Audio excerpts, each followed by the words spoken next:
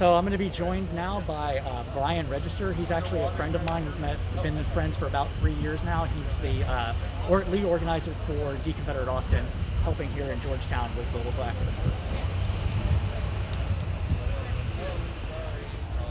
So I'll get better equipment eventually.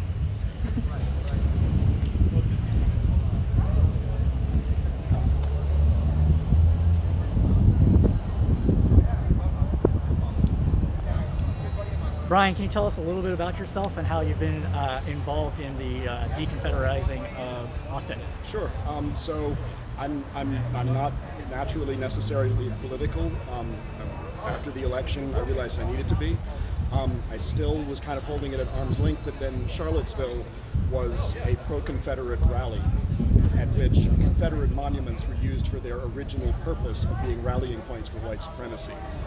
And that was a really shocking experience, right? I mean, I cannot imagine the trauma of the people who were there, but it was, it was horrifying just to see and know that this wasn't, a movie.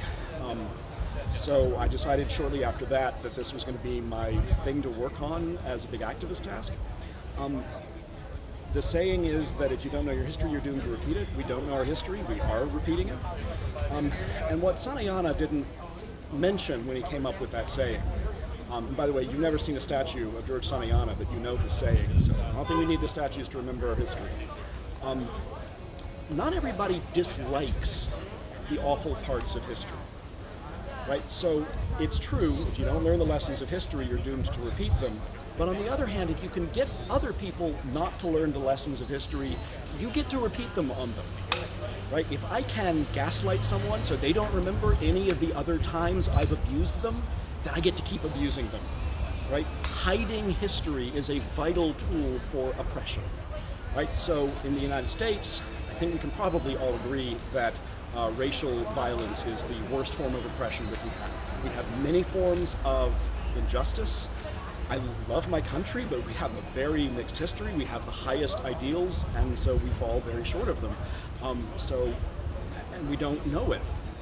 Right? The fact that we have this really vile history is not broadly understood by people. Right? Last time I checked, I think about 18% of Americans knew why the southern states had seceded.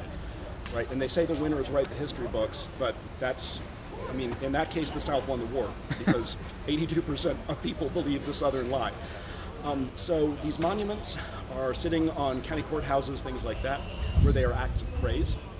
Right, so if you have in 2020 a municipal government in the United States praising a Confederate soldier for being a Confederate soldier, he can't possibly have been fighting for a white supremacist cause because no government in the United States in 2020 would overtly defend white supremacy.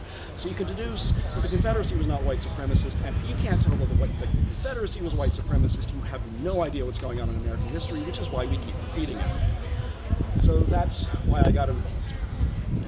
I like history, and my academic area in philosophy is the logical relationship between moral speech, which includes these monuments, and non-moral speech, which includes history. And can you go over a little bit about how you said how you came about creating De-Confederate Austin. Can you tell us about some of your success and maybe some of your failures in running that? Yeah, okay. So here we are in Williamson County, and I don't live in Williamson County. So I am not running this up here. There's a group of activists up here who've been actually working on this intermittently for about 5 years. And about 2 years ago, they formed themselves into a group which is now called Wilco Patriots, and you can find them on Facebook. I show up because I live very close to Williamson County, and I'm the one with all the books. But in Austin, we don't actually have all that much Confederate stuff in Austin. Right? So you can, the Chronicle has a map of all of them. There were several things at UT. UT went ahead and got rid of those. I had nothing to do with it. There's a whole bunch of the Capitol. Those are long-term. In the city of Austin, we really don't have much. We have some historical markers. They're just historical markers. They're not monuments praising anything. There's no problem with them at all. We have a little marker down south. We've been trying to work with City Council to have that thing removed for a while, and they're slow. I think that they would like to do it, but it just takes a while. And it's a Jeff Davis highway marker. So this was, in the 1920s, United Daughters of the Confederacy wanted to make an interstate highway system that was just going to be named Jeff Davis Highway. It wasn't going to be its own system. They were just going to name parts of highways running from Richmond to San Diego.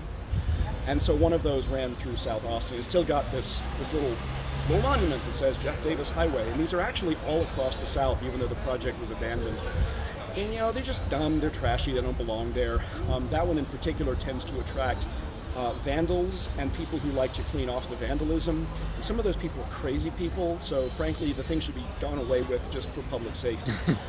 But the point is to make it an issue so that people are aware that it is there and who it is that city founders, city leaders thought it was a good idea to be honoring, and that's how it is that our city got there.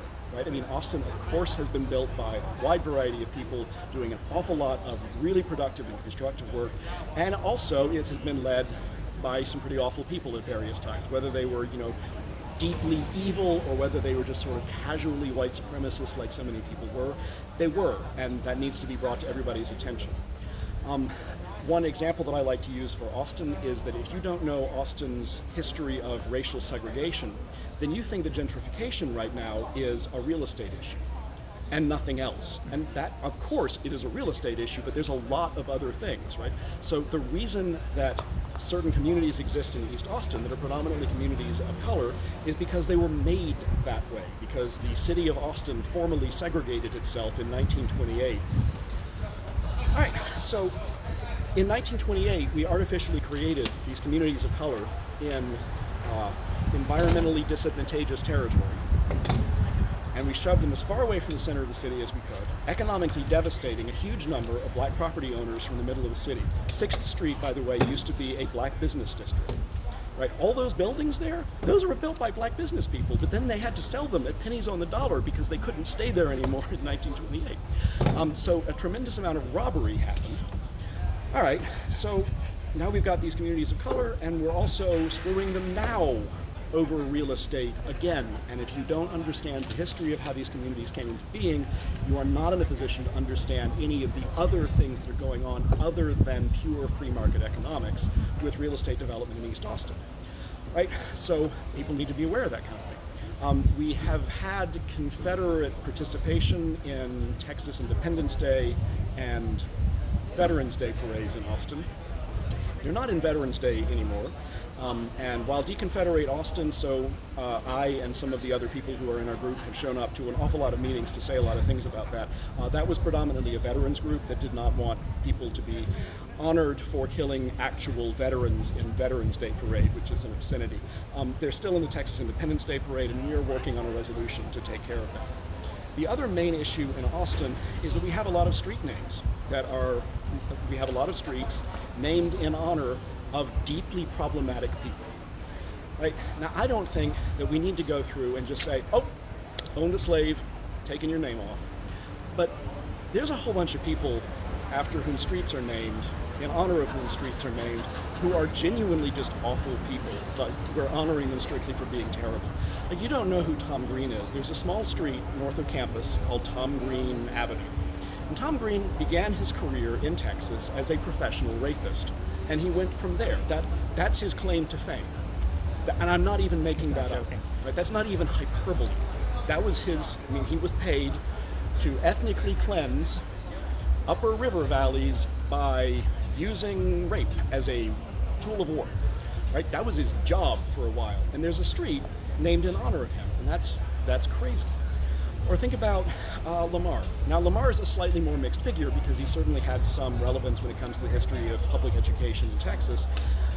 On the other hand, though, he was hell-bent on the extermination of indigenous Texans. Right? That's actually was his major claim to fame at the time. Right? So, I mean, whoever was the president of the Republic of Texas at that time would have done something for public education, but they wouldn't necessarily all have openly committed themselves to genocide. So Mirabeau Bonaparte Lamar is a person who we need to think about. And even as a very long street, be very expensive, and there are reasons not to change that. I'm not saying that we must. What we do need to do, though, is to know who he is. Right? That is a vitally important part of our history. All right, so those are the big issues that we have in Austin. And of course, since we're in Austin, we also go to the Capitol.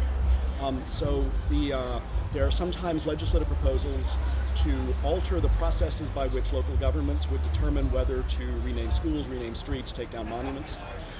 And I don't know why this specific issue is one where the state government needs to tell counties, school districts, and cities that they've been doing it all wrong forever and rewrite county commission codes and things like that. So we spent a lot of time at the legislature last year, and I will not say that we stopped those legislative proposals, but I will say that we spent a lot of time talking with staffers of legislators who were not very fond of them by the end of the conversation. So I don't know whether we played a real role, but we certainly were present and trying.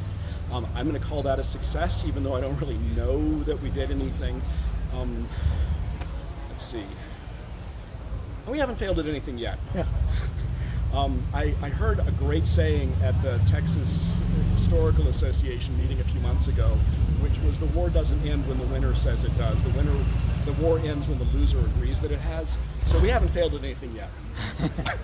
Well, Bryan, thank you so much for sharing your activism with my community, and I will be sure to slice this up and get you a copy of it All right. as soon as I can. All right, appreciate it.